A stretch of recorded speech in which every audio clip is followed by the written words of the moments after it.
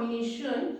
For chemistry paper, we can have this type of question in a section 3. You can have any coordination complex.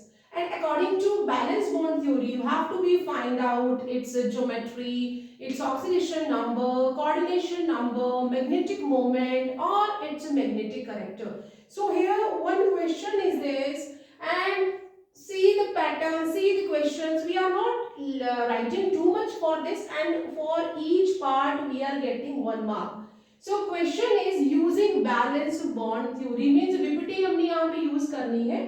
Explain the following in relation to the complex, and we have to be explain about the IPAC name of this complex, geometry of this complex, and magnetic behavior.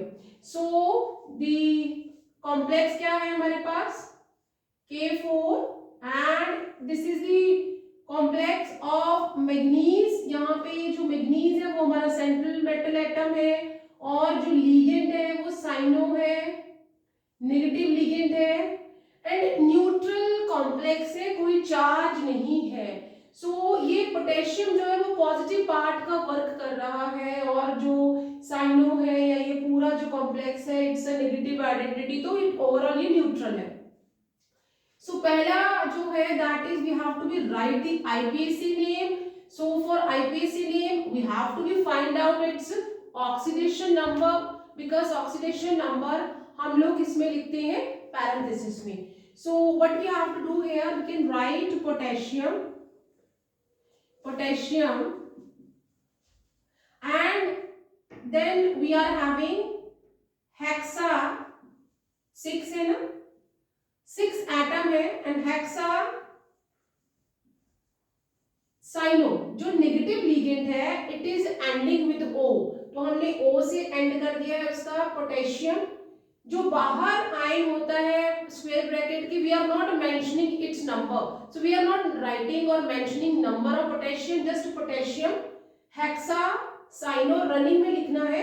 And क्योंकि ये negative part है, negative ligand लगा हुआ है साथ में, तो मैग्नेटेट हो जाएगा. जो हमारा लुईस एसिड है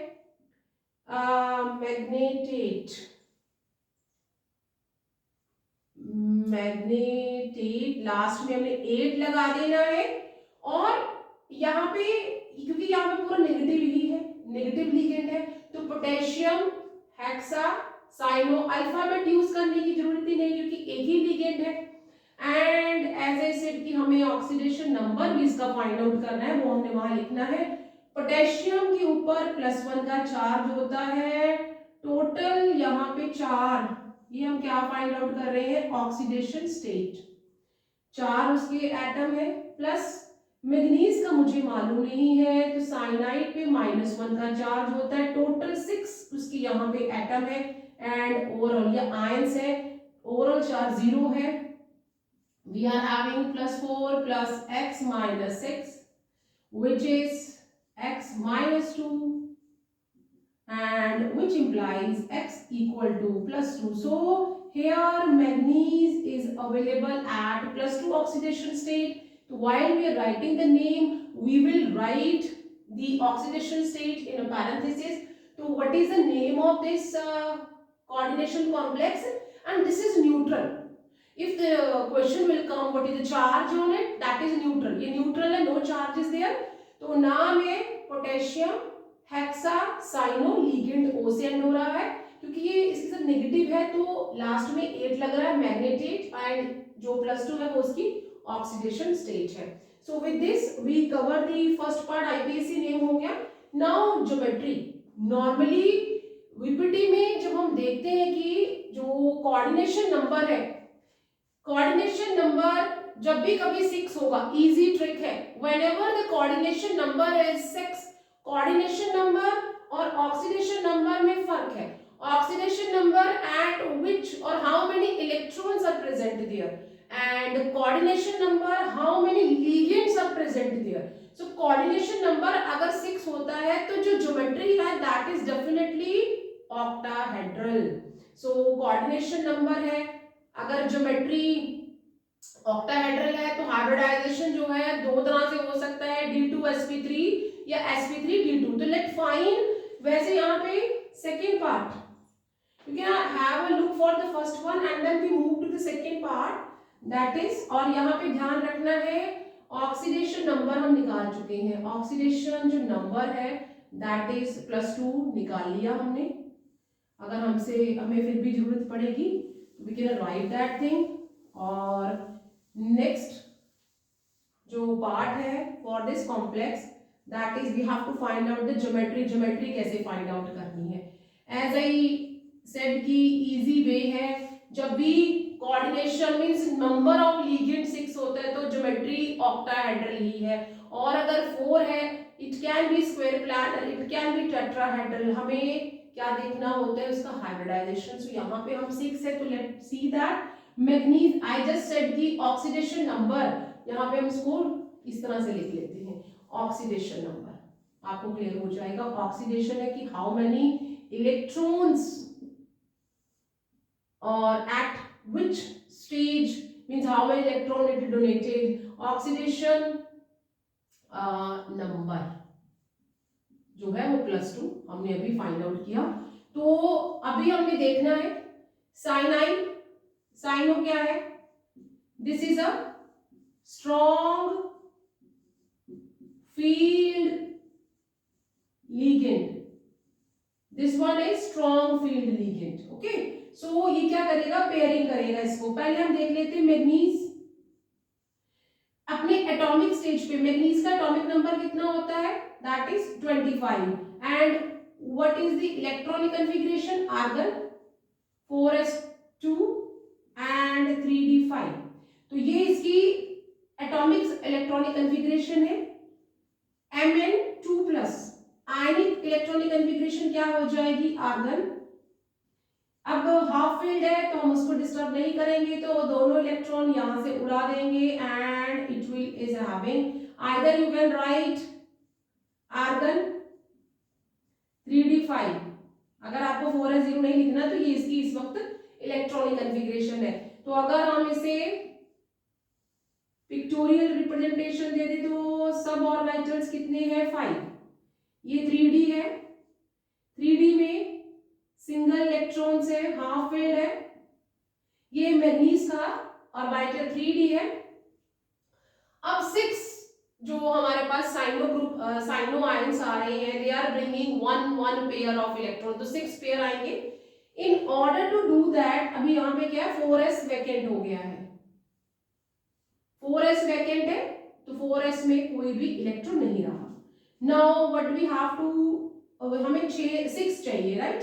तो एज ए सेड की साइनाइड क्या है? स्ट्रॉन्ग फील्ड लिगेंड है, तो यहां पे क्या होगा? Pairing will occur, pairing will occur, pairing हो जाएगी। अभी कैसा हो जाएगा 3d? Let's see that 1 2 3 4 5। यहां हमने 4s लिख लिया और यहां हमने 4p भी लिख लिया और यहां हमने 4d भी लिख लिया। 1 2 3 4 5। तो ये हमारे पास 3d है, ये 4s है, 4p है and this is the 4d। 4d आ गया। Now Cn strong field ligand है, यहाँ पे 1 1 1 1 1 था। It will push the electron, this electron will move here and this will यहाँ पे आ जाएगा।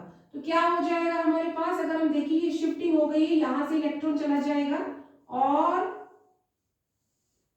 1 2 हमने 3 ही रखने हैं अभी, और जो फर्स्ट 2 ऑर्बिटल सब ऑर्बिटल्स हैं वो फुल फिल्ड हो चुके हैं, 2 इलेक्ट्रॉन है और एक अनपेड इलेक्ट्रॉन है। तो हमें 3d के 2 सब ऑर्बिटल्स मिल गए, ये 3d आ गए। और यहाँ पे 4s को थोड़ा छोटा ही बना लेते हैं, 4s है, 2 इलेक्ट्रॉन आएंगे उसमें, ये 4s है और 6 टोटल हमें वैकेंट ऑर्बिटल सब ऑर्बिटल्स चाहिए तो 4p।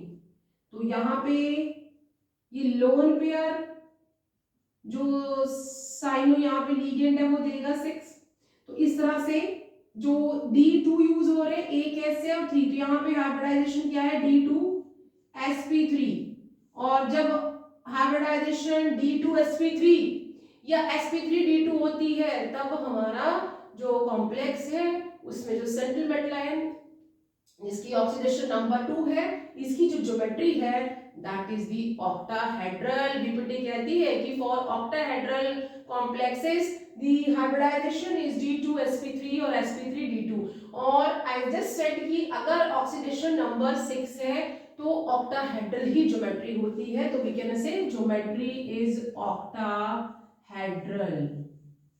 So this is the way we can find out the geometry. जो हाइब्रिडाइजेशन है दैट इज d2sp3। अगर क्वेश्चन ज्योमेट्री के अलग से आ जाता कि हमें we have to find out the geometry, तो this is the way you have hybridization instead of geometry, then this is the way you can find out the hybridization of the coordination complex. Now the third part of this question is magnetic behavior. What is the magnetic behavior? So मैंने यहाँ पे आपको बता दिया कि जो हमारा central metal atom है या आयन है वो आयन कौन सी स्टेज पे अवेलेबल है, +2 और +2 पे है।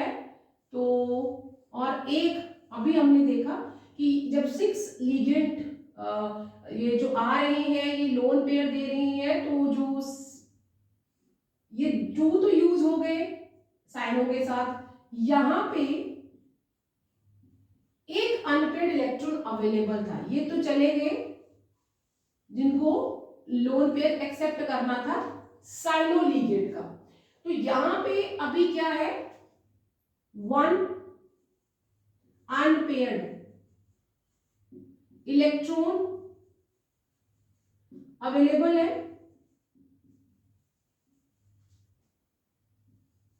Due to